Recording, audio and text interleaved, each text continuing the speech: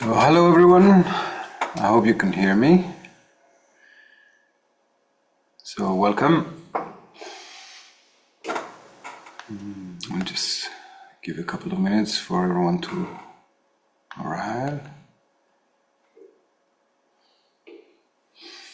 So welcome. So we are going to be talking about this series of teachings on Tantra. This is like a dive from high altitude. So this is like a brief presentation of the program, although I've posted many things on the website. Mainly, I will do a small presentation, and then it's mainly for you guys to ask any questions or clarify things, because the thing about Tantra is that it's a little bit misunderstood nowadays, and it is important that we have some type of clarity in what we're going to be doing these years. So, as I was saying, this is like this is not a superficial look into Tantra. This will take a few years to finish, and hopefully, if there is interest, we can continue studying. And the idea mainly is to touch the Tantric traditions, as at least I have been taught, through the tradition of Kashmir Shaivism. So we have different, let's say, phases of this beautiful work appearing in different areas in India and, of course, the Himalayas. And most of them can find its origins in the traditions of Kashmir. And this is the oldest one, and I think the deepest one of all. As this work was shared with the rest of India, it started taking different flavors and colors, and of course it changed to many different phases. Of course, it was transformed in the north into what we know today as the Buddhist Tantra or Vajrayana in Tibet. And it spread also into the east, into China. So we're talking about a tradition that is so beautifully encompasses different other traditions, local things, and at the same time keeping a main core that is really interesting. So I will present a little bit of the program, and then we can talk about what bothers you, let's say, or what are your thoughts on all of this. So let me share my screen.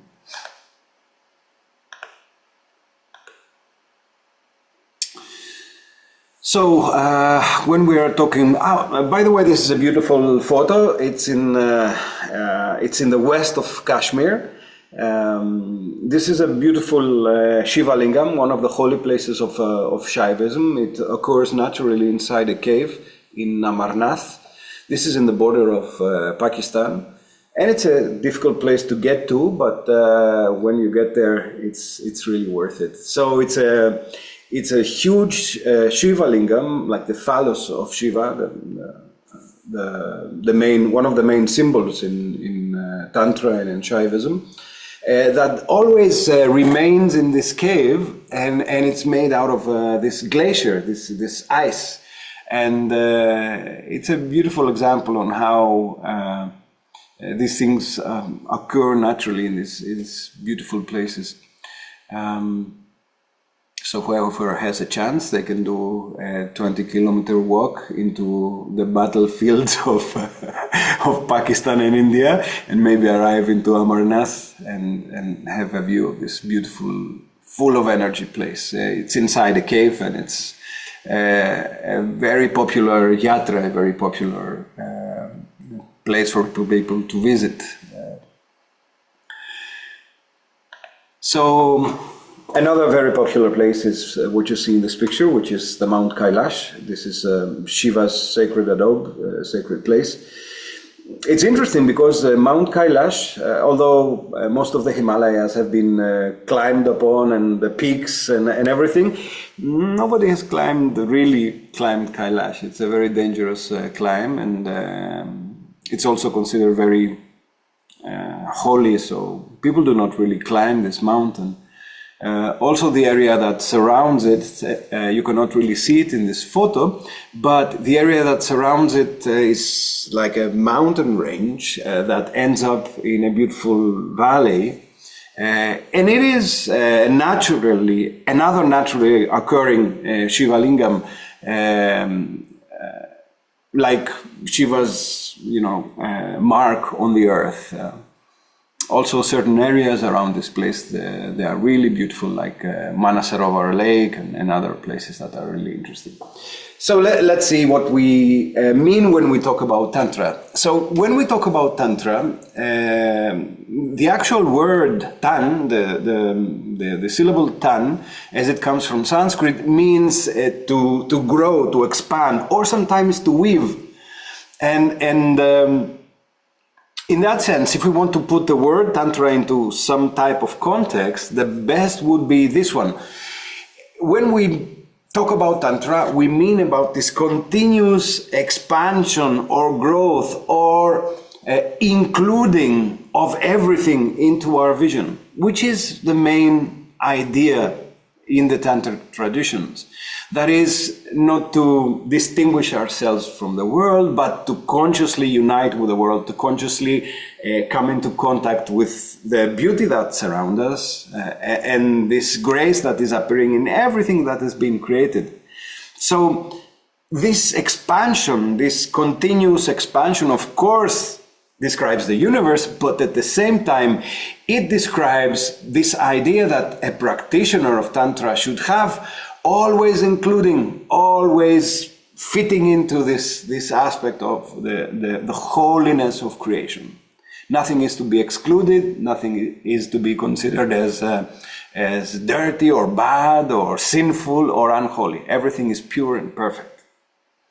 So I believe this is a beautiful way for someone to see reality, especially with the way that we've learned to divide ourselves and divide everything and categorize and characterize. Tantra is teaching us to learn to include, to learn to really be there and accept everything. So this is the main principle, one should say.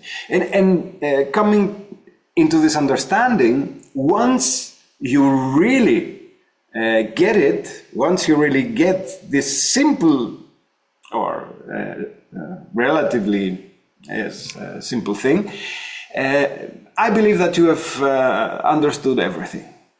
So if you get it, then you don't need to come to this seminar. You're already there. But if you don't get it, or if it seems a bit complicated, then good, we will be exploring this simple idea for 5 years, actually. So in Tantra, we can say that everything starts from this creating force in the universe, but as a creator God, which is Tantra is a theistic tradition. So God, or Paramashiva, as we say in this tradition, the creator God, starts this process of creation. We say that he beautifully divides himself into two main principles, which are Shiva and Shakti, the male and the female aspect of him. So when we talk about Shiva, usually we are talking about consciousness, but not just being aware, but this awakened idea of knowledge, of wisdom, of complete encompassing everything and understanding everything and being into everything and everything being reflected into you. So the idea of Shiva consciousness, or Shiva in himself or in his grace, is this beautiful way of, let's say, the space that is holding everything. And this is one good way of starting to see Shiva, because Again, it's another principle that can be a little bit misleading in that sense, a little bit difficult to grasp.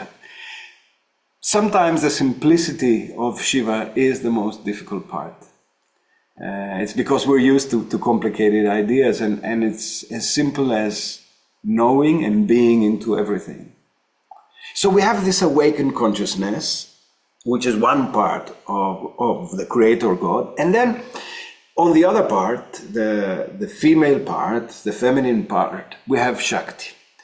So now this is very interesting, because Shakti is many things.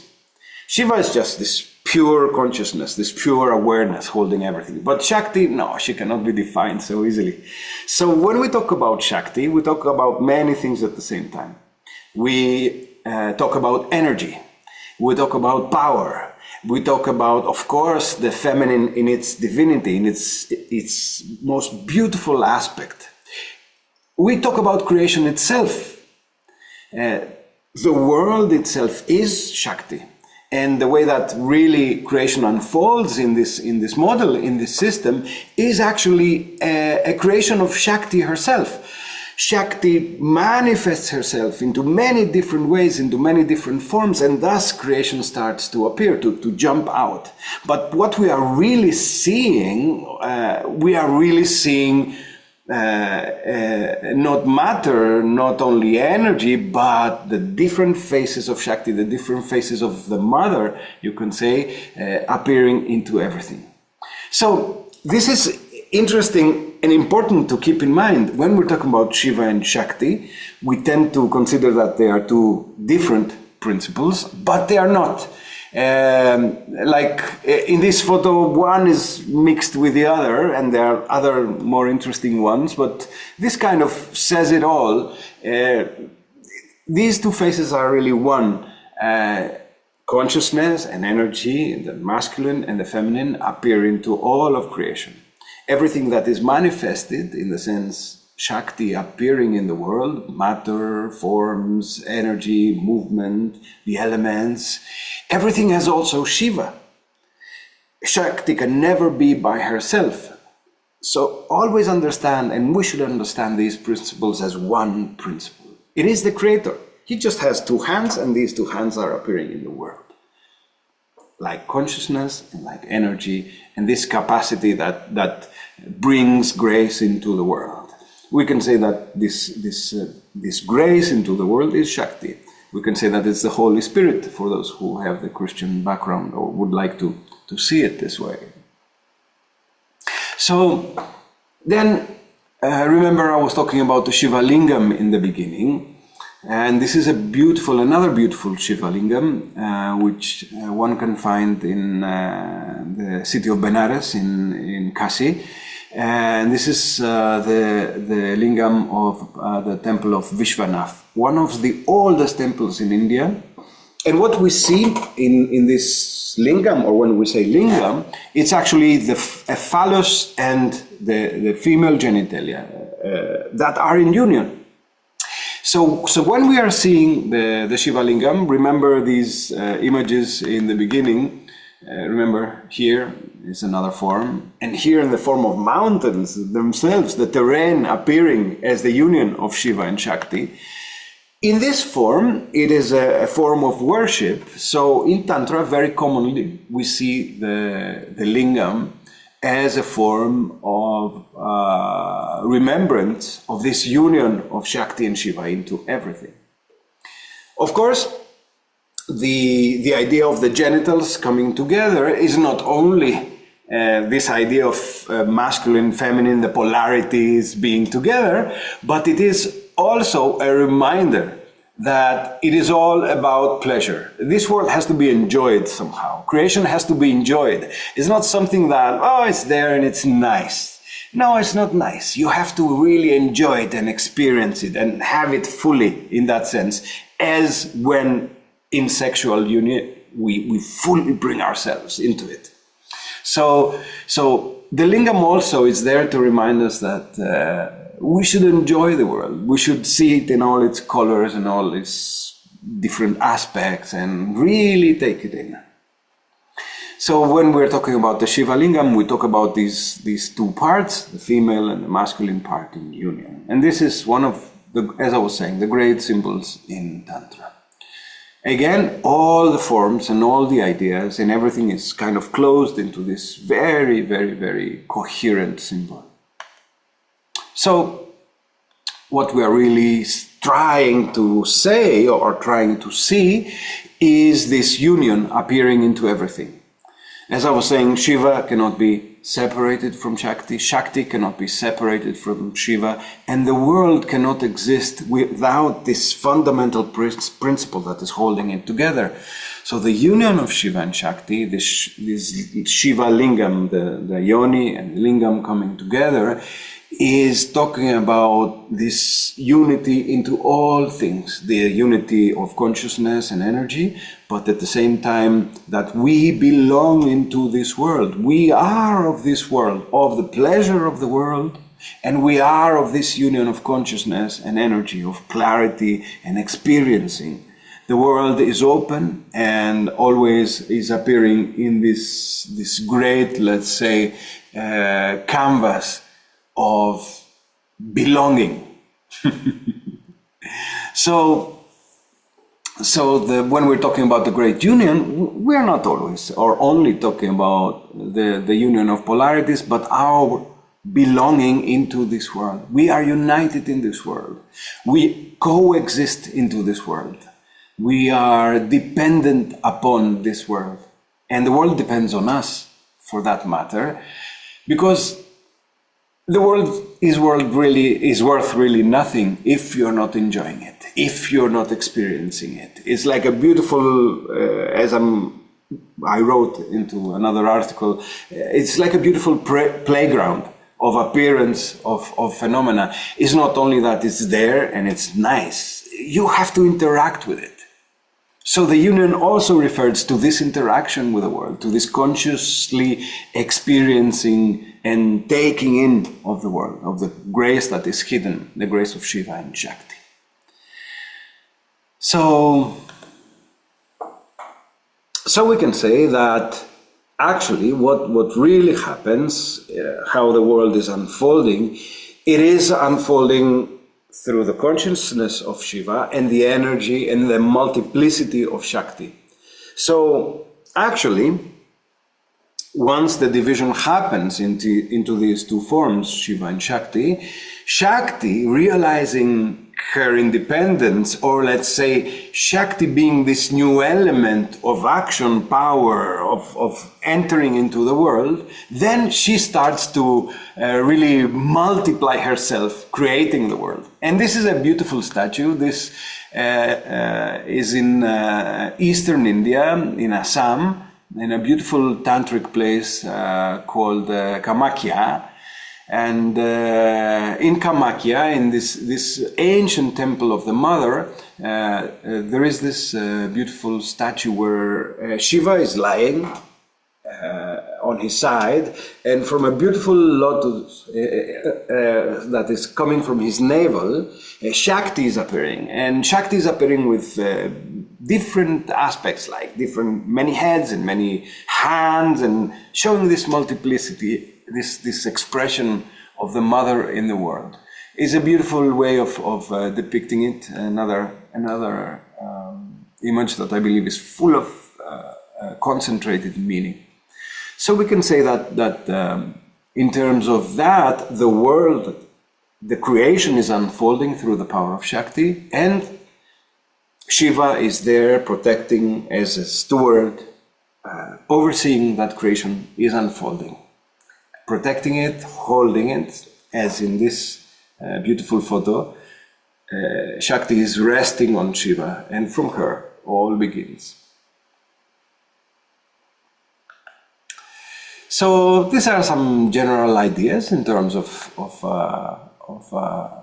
the main principles in Tantra. Of course, it's not as simple or as that. There is a lot that we can talk about when we talk about creation and when we talk about the different aspects of creation in Tantra. But I don't want to tire you with this right now. Those that will be attending, we will be seeing more of that. So I'll just go into a little bit into the teachings, how and why I'm including certain things, because certain people were saying, but you're using different things and different models. The idea is that in Kashmir Shaivism, there are many different texts that actually bring all the knowledge of Shaivism, and these are these four that you see here. And we will be working with these texts, but not in just a theoretical way. These texts hide a lot of knowledge and a lot of practical applications, and the whole seminar will be filled with these practical applications. We say that in Shaivism there are four ways or four means. They are called upayas in this system, and the four ways of discovering that also correspond to four different schools and four different approaches in this model will be used so that we can understand what is happening here. So when we are seeing these types of models in Tantra, for them to be complete, they should have at least these seven principles that are there. So we say that there has to be vichara. There has to be some way of dissolving our illusion of being separate. So we all have this idea that it's me and the world. I'm separate from everything, from all of this. But the truth is that no, we belong to the world, as I was saying earlier. We come out of the world, and we are the world, for that matter. We are all Shiva. So this is what starts to happen in this process, or through the model. One of the ways that we will be discovering is breaking that illusion of separation, a conscious unifying with the world. Then what we call the Kashya Vikalpa, or Vikalpa Kashya, is trying to remove a little bit of what we have created with our minds, all the limitations that we have created with our minds. We have to somehow clean this machine that has become our mind, our head, that is always working as a means of separation, but also that is somehow hiding pure awareness, the Shiva identity.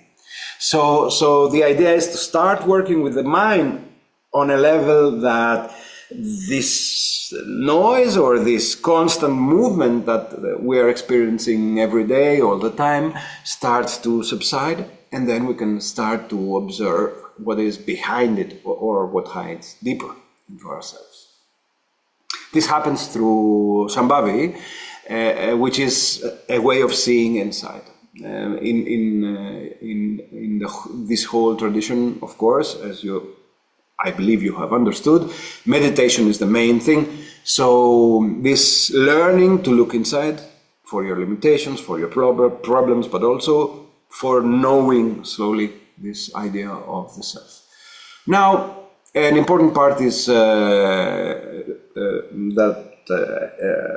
this all happens with the pulsation of life, and the pulsation of life, the pulsation of the person, the self, or Shiva ultimately, happens through our every breath.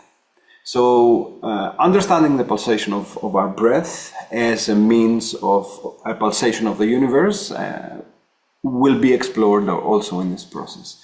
And it happens also by exploring mantras and sounds. Mantras are beautiful formulas of energy that, together with breath and understanding this pulsation, this movement of creation itself, unlocks maybe the biggest part of it all, which is what we call Pratavinya in this tradition. Pratavinya means instant understanding or recognition, understanding that we are Shiva, that everything is Shiva, or Shiva Shakti, if you want to see it the way we've been exploring it so far. And of course, putting this into perspective of this pulsation of awareness, what we call spanda. So these are like 7 areas that we will be discovering, that through all the different practices, they will start to take form. But the main thing is that through all of that, the realization of our Shiva nature, of our purest self, will start to arrive. So, taking us, let's say, or the seeker or the meditator, from an ego-centered identity to what we call true nature or pure awareness, Shiva nature.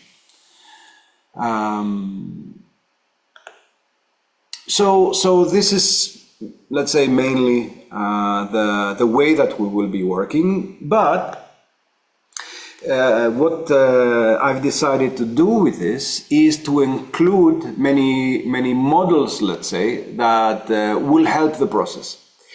Because what we have discovered is, and what we see is that this tradition is so rich, so deep, and it's really a pity to not include all the beautiful practices and all the different things that it can include or can help with this process of realization.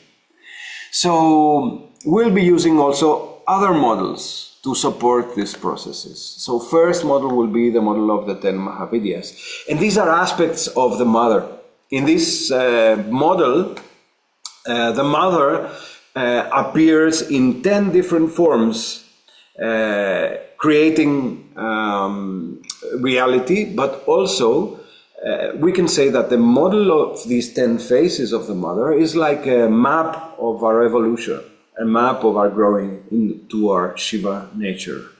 So the idea of the 10 Mahavidyas is through different aspects of the mother, could be beauty, discipline, prosperity, also difficult things like fear, challenges, sometimes even death. They guide us into understanding ourselves and the world. So these faces of the mother are really ways that we can approach ourselves and purify our reality and lead us to this union with Shiva. This is a beautiful model, and it is a deeply rooted tantric model. Certain aspects of the mother that you see here have been popular in different times, and only in the tantric tradition we can find the richness of these practices. So what we will discover, and what you will discover hopefully studying this, will be the many different practices from each aspect of the mother, with this intention of purifying our reality and our understanding of these main forces that exist into the world. Then, as a support for all of this, remember this aspect of Shiva that is holding and supporting. We will be working with some of the avatars of Shiva. These are powers of Shiva that appear into the world. And I will be using these practices mainly to help everyone to have some balance and equilibrium through this journey of realization. The avatars of Shiva is something that I haven't shared with any of you in the past, and I think it's a beautiful addition to this model, since you will understand more also these powers of Shiva maintaining this beautiful creation, or holding the ground for Shakti to appear. The issue mainly in all of this growth or learning is that difficulties appear in the path. Most of you know, if you are following a spiritual tradition or trying to learn more and deeper about yourself, obstacles appear. And it's fine. Obstacles are there because you're doing well. One of my teachers always says that, okay, if you're having obstacles, means you're doing a good job, means you're really working with yourself, means you're really advancing. If there are no obstacles, then you're shooting in the dark. You're somewhere by yourself. Who knows what is happening to you? So obstacles appear, and in this case, I will be using some of the practices of the avatars of Shiva. Also, there are 19 main aspects, but in some other traditions, there are also 27. So I will just be picking practices according to the group's necessities, or what I feel that we are needing in this sense, so that we can remove obstacles and move faster. Then another model that is Shakta-centered or mother-centered is the model of the 9 Durgas, having Durga, this aspect of the mother or the primordial mother, as a center, and using 9 different appearances of her. The way we will be using the 9 Durgas will be in a more psychotherapeutic, one can say, way, and also for, let's say, softening our understanding on the path. The aspects of Durga help a lot with this, or at least I believe that help a lot with this aspect of resilience, of being able to come back to this understanding of, and being elastic in that sense, of this understanding of, okay, I'm not this rigid construction of myself, and there is some fluidity, and should be some fluidity into all of that. And finally, we will be including another model of Shiva, of the aspect of the father. That is the model of the 11 Rudras. Now, before, with the avatars, it's mainly trying to fix little things and so on. But here I will be using this model as a more, let's say, surgical way of removing negativity or obstacles. And Rudra is this aspect of Shiva that is more forceful, more fierce, more wrathful, you can say. So this will help a lot to really break down this illusion of our personalities or of our limitations, and help us moving into the realization of our Shiva nature. So this is the idea in terms of what we will be working, or just a short description of things. So in terms of that, I hope that you have some questions, or something is bothering you, or something is making you, is creating some stirring up, let's say. So if you have any questions, just type them into the chat, and I'll be happy to answer them. As I was saying in the beginning, the whole idea here is to really find the little bits that create noise and resolve them. I will just start talking in terms of one of the main issues that appear in these processes, which has to do a lot with how Tantra has been, let's say, misused in our times. Please feel free to write down your questions. So the idea that first needs to be clarified is how this monopoly of the sexual practices of Tantra has appeared into our world today. It's really not such big of a mystery, because imagine if someone says that, you can be liberated and whole and holy and complete just by making love. Well, I'll take that any day of the week, you know. I would choose that over anything. I would not like to struggle and say these mantras or do anything else. I would like to make love and become, I don't know, liberated, no? And if you're sharing that, then you're in the wrong chat, you're in the Zoom meeting. But the idea is that Of course, it is one main aspect of Tantra, using our sexuality as an instrument of realizing ourselves, because it is all about union, and it is all about this fully experiencing our belonging into the world.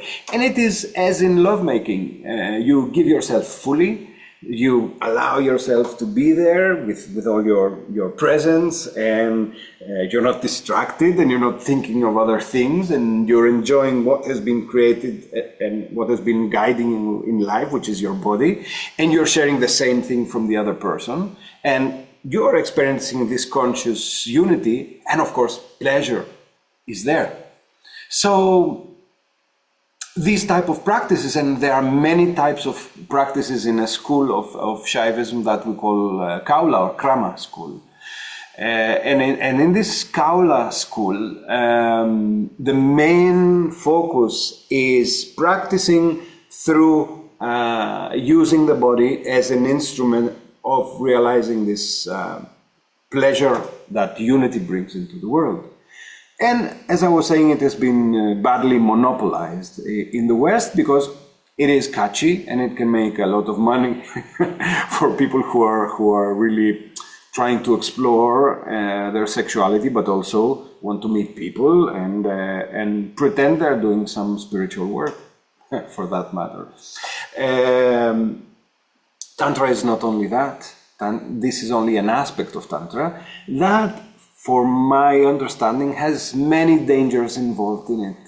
The danger is that practitioners using sexuality to grow, they need to be, let's say, clean of constructs, and their sexuality has to be, let's say, without too many strings attached. And I'll explain what I mean by that. Our sexuality is usually our most neurotic expression of ourselves. So usually in lovemaking or in relationships, and most of you, I believe, have experience in that, experience the worst and the best of ourselves. All our limitations, all our neuroses, or our anger and jealousy and all these disturbing emotions very easily appear into the relationships, into sexual relationships. And it is because we are, in a way, mirroring this idea of the self that we have into the other person. And of course, what are we doing? We are projecting our darkness or our limitations into that person. So imagine now, if this thing holds truth, what happens when we are putting into this equation sexuality and the idea that we are, let's say, being spiritual or holy through this process, or we are discovering higher values in life. If these neurotical patterns are not clean, then for the most part, we are going to be playing mind games and reproducing this negativity that our neurotic selves are already carrying, let's say. So it is a wonderful path. It is amazing that this sexual alchemy exists in Tantra, but it needs to be taken as practice from people that are mature and relatively healthy in their minds and in their bodies, mainly in their minds, because this would be a poison later for the actual goal of realization. So we find around the world all these retreats that have this type of tantric idea, and it has been today very well classified into a different genre in itself that we call Neo-Tantra. This is not the traditional deep way of developing or discovering the self. This is a new, let's say, newly packaged way of certain principles or little ideas taken from traditional Tantra systems, put into this sexual, let's say, prism or aspect that sells very nicely. So we should distinguish what we will be doing in terms of that. This is not Neo Tantra. Just touching our hearts and feeling the other person. This is nice, but this is not really Tantra. The sexual practices can start maybe after a long process of certain years in Tantra, where the person has somehow purified their perception, and then yes, maybe we can work a little bit deeper with these beautiful practices of enjoying our bodies and having pleasure and growing alchemically into the union of sexuality. So we are not excluding that from our practice, but not just yet. We need to mature first. We need to be more whole as people before we start including these type of more complicated, I believe, practices. So this is one issue. I wanted to address that because it's the most common one. I remember some years ago, well, maybe more than, it was like 15 years ago, I gave the first seminar of Tantra. I was living in Athens at the time, and many people came. Most of them knew me, but some also were there for the first time. And I started asking people, why are they there? You know, what dragged them through the door? And some people were saying, I want to solve some problems, or I want to understand better myself, or I want to fix the relationship in my family, and so on. And others said, oh, we're here for the sex. And I thought, well, what sex? I didn't get that. And of course, it was this idea that, okay, you get into one of these groups and you meet people and you make love and you have a nice excuse being in spirituality for it.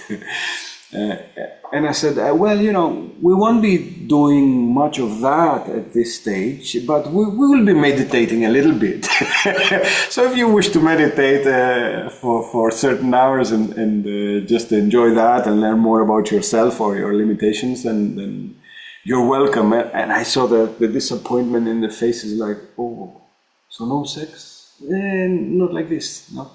At least you can have sex at home and enjoy it, and no strings attached. You don't have to be Shiva or Shakti, for that matter. You can be yourself and with all your neurotical problems, and be honest about it. So let's see some of the questions.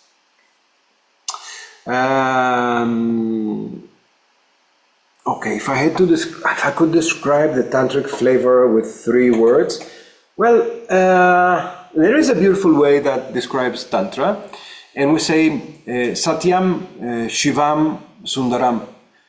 So in that sense, we're talking about, first of all, understanding our pure essence, our deepest potential that is uninhibited. Let's say Satyam speaks a lot about this understanding of the holiness of the world and of our essence, but also it describes, in a way, let's say, a path of purity. So this is a path of purifying yourself. And what are you purifying, or why are you purifying it? Because of the second principle, which is Shivam. The idea is to understand, to approach Shiva nature, the supreme, deepest part of yourself that belongs to the Creator and resonates with everything. And of course, the third principle is what it's all about, Sundara or Sundaram, which means beauty. It all happens through the recognition, the Pratavinya of Sundara, which means the understanding that we all come from beauty and return to beauty, and we're surrounded by beauty, or love, you could say. And this is one of the main driving forces in the tantric path. Understanding beauty and pleasure and desire, and using it in this satyam, in this purity or vision for the realization of Shiva, which is Shivam. So I would use these 3 words. I'm avoiding simpler things. Okay, what do I mean by negativity and obstacles? Yeah, that's a good question. As we start walking this path of wanting to be more true to ourselves or understanding ourselves better or our deepest potential or qualities, let's say, we will come unavoidably in contact with this type of, let's say, imagine like layers and layers that are covering this perfection that we are. And these layers are literally the limitations. These are neuroses, these are negativities that we carry that cover the deepest essence, that cover this pure self, let's say. So this negativity is appearing mainly as what we call the ego, or one can say the personality. Is who we are, that is our limitation. It is who we are that is the obstacle on our path.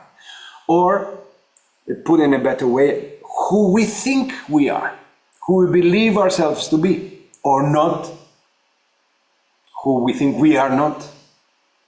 So this is very interesting. The only obstacle is ourselves. So this negativity, let's say, is our perception of ourselves. And our perception is soiled by all the little things that have somehow formed mechanisms of survival, of understanding the world, of identifying with things, and so on.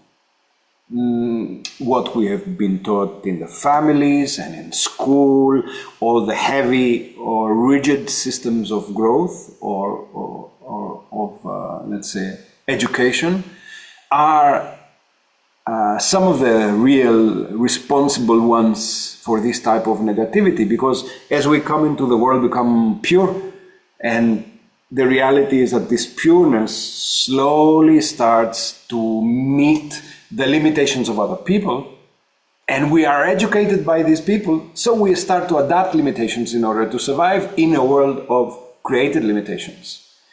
In truth, if there was, let's say, a world of purely and very freshly created souls, there would be none of that.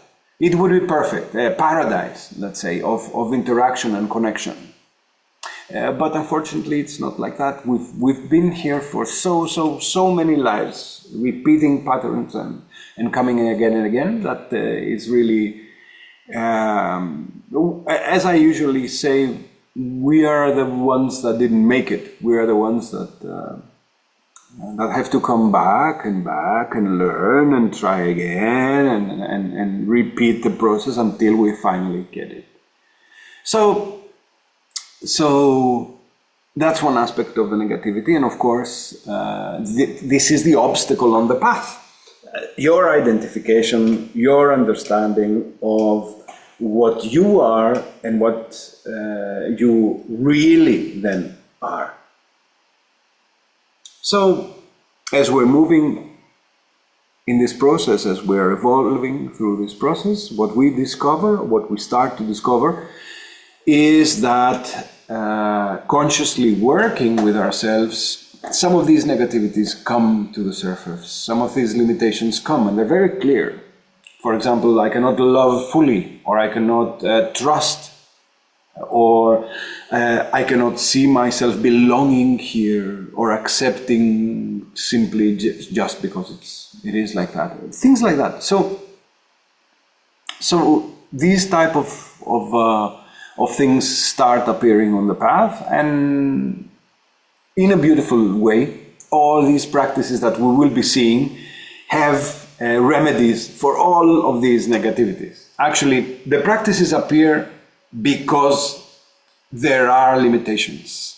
There is this beautiful text in the Shaiva tradition that is called Vijnana Bhairava, and in this text, Shakti is asking Shiva for advice, for ways to remove these limitations. Let's say out of her compassion or being one of us, Shakti is saying, okay, Father, show us ways to come closer to you faster. Show us ways to overcome all this illusion, all this Maya, all this game you have created. And in this text, Shiva gives 112 ways, not one, not two, 112 ways of overcoming negativities of perception. So the path really is full of ways of overcoming negativity and purifying vision. Because if that wasn't there, then we would be seeing Shiva face to face, and that's it, it's finished. You know you're him, you know that everything out there is you, so no more games. And it's a pity because we wouldn't be enjoying this path of returning back to this conscious seeing of ourselves. So this is more or less what I would say about negativity and obstacles. And that's why we're teaching so many different techniques. I mean, throughout the years, you will be receiving like dozens and dozens and dozens of techniques, because our lives change, our perception changes, our necessities, our needs change. So it is important that we have let's say tools to deal with all of that.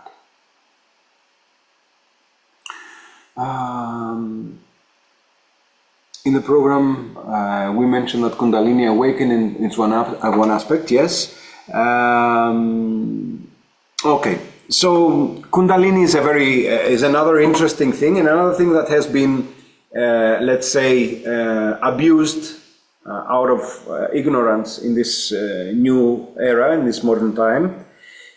So the thing with Kundalini is an imprint of the mother into our reality. Actually, Kundalini is also one of the names of the mother, in the sense that she is the one that is hiding in the base of everything. She is the one that is hidden as essence into all.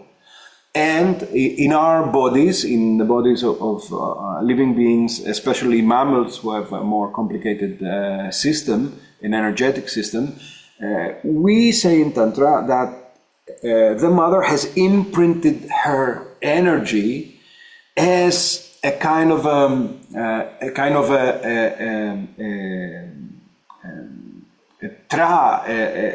we say a vehicle for returning to Shiva. So this vehicle is this potentiality of energy that exists in our system. And we say that in Tantra, she is waiting to be awakened. She is not present fully. So one of the processes in this system is to slowly awaken this vehicle, this Shakti, in its form, which is a very pure form that lives in our bodies, and use it to transfer our minds and our energy and our understanding, and of course our bodies, into a new level of union with Shiva.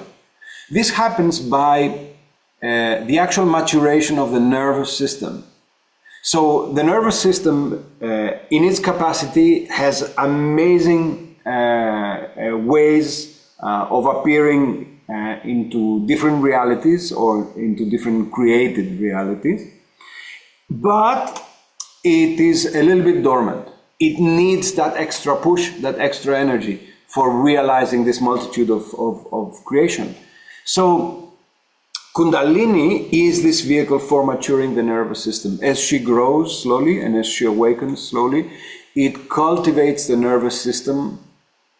It purifies the nervous system and, of course, all aspects of energy and consciousness into this new organ, complicated organ of being able to interact with all of creation, with all the world fully.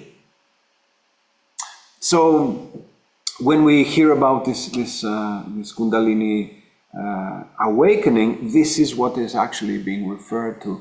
This awakening of our potentiality, of our capacity of uniting with all the aspects of the created world consciously and fully.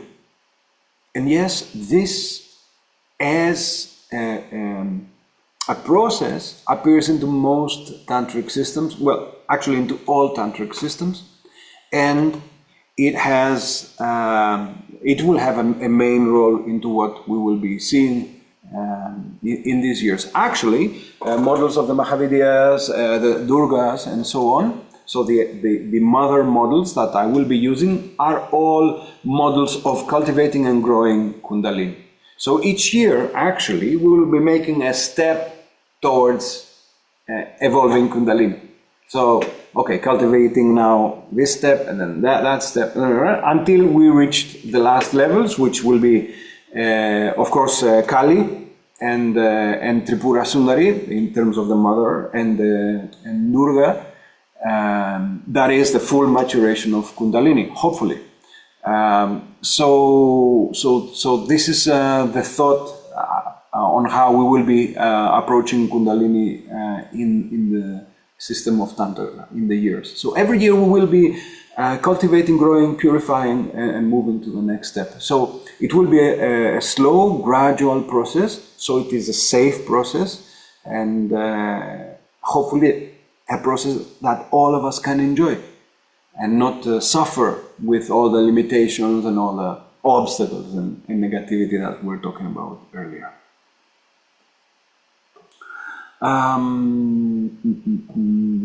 Okay, what is the main difference between Shaivism and Vajrayana?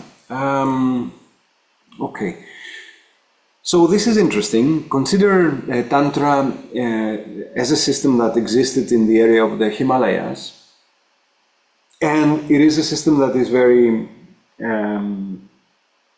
very interesting in terms of the time that it has appeared, because it had a very good run just a little bit before Christ and just a little bit after, but then for a few centuries Tantra disappeared completely, and then it reappeared.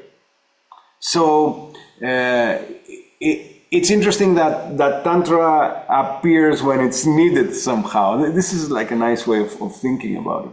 Anyway, in one of these flourishing moments of Tantra, it coincided with the growth of Buddhism in the area. So Buddhism was created by Buddha Shakyamuni, but it didn't really grow as much until, let's say, 7th and 8th century AD. Of course, in India, with all these aspects of worship and so on, yes, the Buddhic, let's say, movement was very much appreciated, but not as large and not as let's say intense as it became after the 7th, 8th century AD.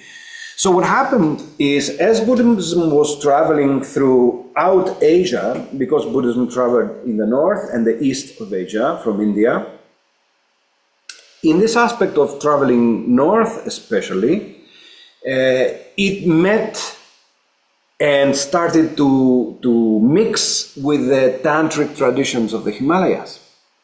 Now, we should understand that tantric traditions at that stage were actually held by people who were practitioners living in the Himalayas and practicing in caves and so on. So imagine crazy people, isolated in a cave somewhere, doing weird practices for realizing themselves. No? So, as Buddhism was spreading to the north, it started to touch these tantrics living in the Himalayas, and started to exchange or really absorb their practices. So slowly, this very simple way that Buddha Shakyamuni, let's say, taught in the Shravakas and in the Sutras, started to incorporate more esoteric aspects. And as it kept moving towards north, then it met with more indigenous traditions like the tradition of Bompo and many shamanic traditions, also the Himalayas. And now these were systems that were very animistic in a way. They were rooted in nature and in this worshipping of the world in its appearance and in its different forms, seen and not seen. And now we had the Buddhist tradition with all the idea of discovering the self and the vehicle that Shakyamuni created, with all the knowledge and the tantric practices of the Himalayas that were more intense, more deep, more esoteric, mingling with this new local tradition of the north, shamanic traditions of the north. So now we had this fusion happening slowly that became what we know today as Tantric Buddhism or Vajrayana. So this is the idea. Vajrayana holds many, I would say at least 80% of the Himalayan tradition and Kashmir Shaivism traditions in it that were transformed into the Buddhist perspective.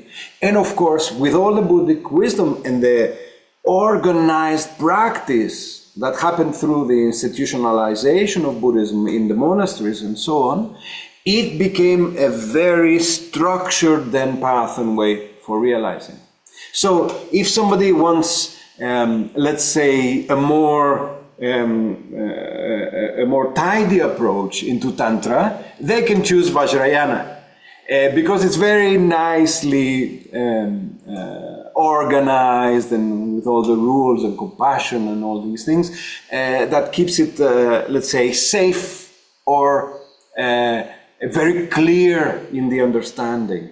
Not that Tantra is not clear, the problem is that it has to be experiential. You have to live it.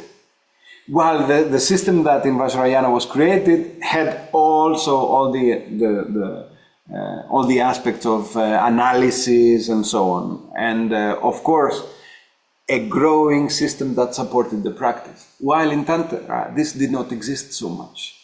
These people were crazy people living in the mountains, doing weird practices and so on. So it was difficult for it to grow. And Buddhism offered this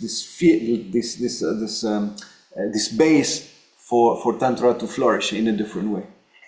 And this is one of the great things, the wonderful things that Tantra is reinterpreting itself into other traditions. And we see how it interpreted itself into Eastern Asia, not the South, but mainly China. It got transformed with the Taoist traditions. So then we had the Hanmi or the Mitsun traditions, as we say in China, that were traditions that had the Tantric idea, the Buddhist idea, and the Taoist idea. So this was another mixture of Tantra in China. This repackaging of the teachings really tells us a lot about this plasticity and the deepness of the message, and of course the capacity of the path. Tantra is very deep and transformative and has this beauty of adapting with everything and incorporating everything in it. Because look at the principles again: pleasure, belonging, realization of the self, accepting and not rejecting. This is human nature at its finest. So any real path for discovering has these principles, and of course incorporates Tantra in it.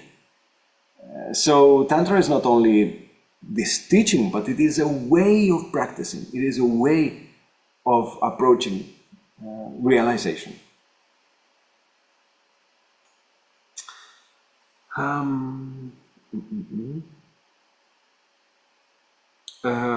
Sorry, I skipped one over there. Will the retreat be in English, interpreted in Greek? And this is a mystery. My intention is to do this in English, unless there are a couple of English speakers only in the room, and then I will do it in Greek. But my intention is to do it in English so as to give the capacity also to other people visiting from abroad and so on. And I wanted to be as direct as possible. So English being a more widely understood language, I would prefer doing it in English so that it is more direct. I have found that with other teachings that I did in the past, that there was a lot being lost into the English translation. So I think English is more direct, more simple as a language to hold everything. And I believe the few people that would love the Greek translation, the Greek language, they can receive it, or have difficulty with the English, they can receive the translation. But as I said, if there's only Greek speakers, I would do it in Greek, so don't worry. But if there are enough English speakers, my intention is to do it in English. It will be decided as soon as we know how many people are participating in it. Okay, why is acceptance important in Tantra? Because you cannot deny the truth. You cannot deny the world. You cannot deny yourself. You cannot say, oh no, it is not like that. Because the universe does not work like this. The universe, as a mechanism or an organism, works by acceptance, works only by adding on to it. It never works by taking things out or by not including. So the universe is an all-inclusive mechanism. It accepts itself as is and grows as is with its own forms and accepting itself for that matter. And this type of denial of truth or this type of dichotomy or this type of rejection only exists into human beings. I usually joke saying only humans and salmons go against the current. And salmon is I don't know about you, but as a fish, it's not so interesting for me anyway. But they go against the current for some strange reason, because their ancestors gave birth upriver, upstream, and they go back to that place. Similarly, like humans, they try going against the flow. So the idea is following the flow in Tantra. The universe doesn't use a lot of energy to accomplish anything. It just follows the minimum amount of energy needed to accomplish great things. So why not use that in a spiritual path, in a spiritual growth?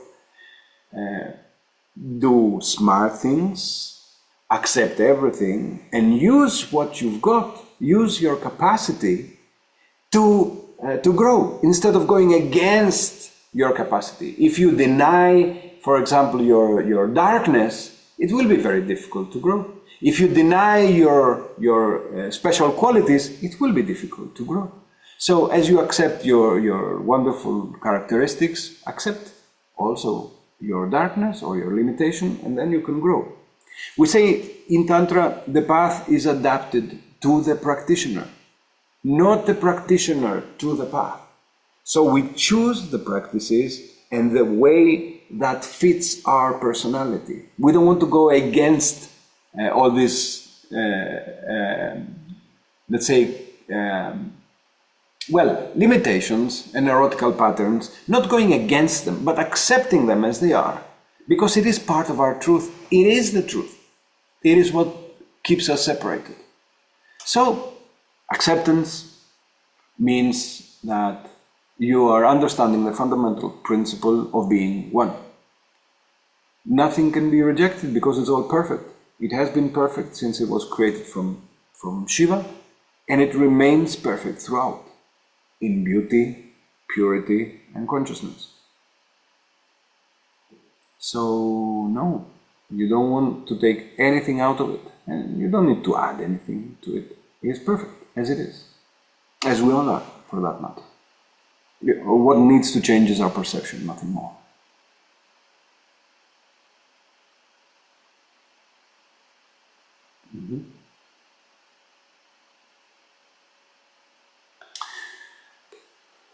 Good. So Must someone believe in in the famous words of Carl Jung, you don't need to believe, you need to know. So believing in Shiva and Shakti, no one cares about that. It will not bring you any fruit by believing. The whole point is knowing Shiva and Shakti, or knowing Shiva, for that matter, knowing the truth of the world. So if the question is, okay, if I am a Muslim, or if I am a Taoist, or if I am Christian, or if I am, I don't know what you are, the model is a model of realization. It's not a belief system. So we should understand it as such. This is not a system of let's say, theoretical principles or academic ideas. No, no, no. This is very, very practical. And the realization is the same as in every tradition. Here we call it Shiva nature. In Buddhism and Dzogchen we call it true nature or Buddhic nature or natural state. In Taoism we call it the Tao or union with the Tao. In Kabbalah, we call it the return to paradise, the return to heaven. So the idea is, it remains the same, understanding our fundamental principle of being. And this is not a religion. This is a practical system of realization. So believing is not the core principle. Practicing, experiencing, having your own understanding of it is what brings fruit. So you don't need to believe, you need to experience. One thing that comes out of this experience, and this is interesting, in all religions, for example, in religions you are asked to believe. In systems of growth you are asked to discover. So the idea is discovering, not believing. And this is a practitioner's path, not a follower, not a believer. This is not dogma. This is realizing truth through personal experience. So this is a good question, actually, and it is important for us to understand that. You can keep being a Christian or, I don't know, a Confucianist, and it won't conflict in any way with all of this.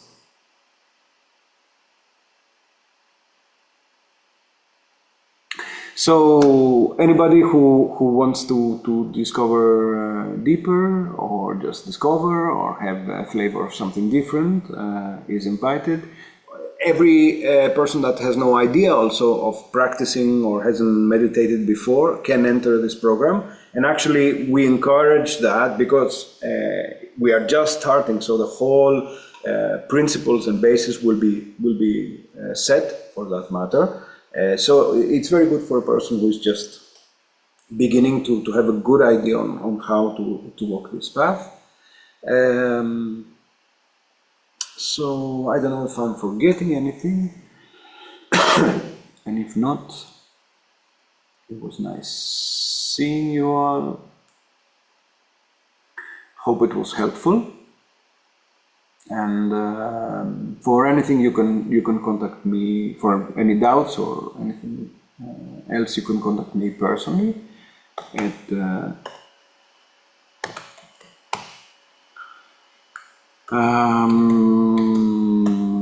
michalis@amrita.gr, and as I said, hope it was helpful. Nice to see you all, and hope to see you there. Have a good night. Thank you.